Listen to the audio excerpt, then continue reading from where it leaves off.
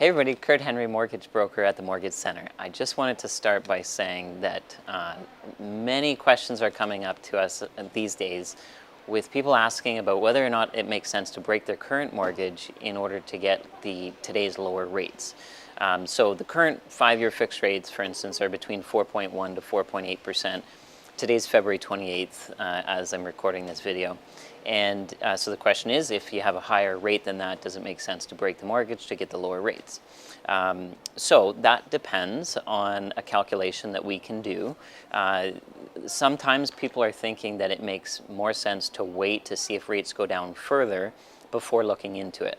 And there's two kickers to that. The first kicker to that is that the lower the rates go, in some cases, the higher the penalties go.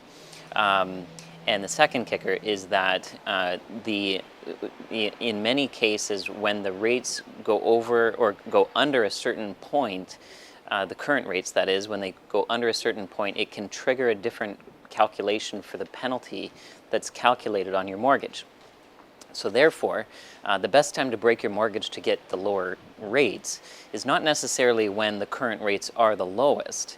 It's when you maximize the savings in interest versus the penalty.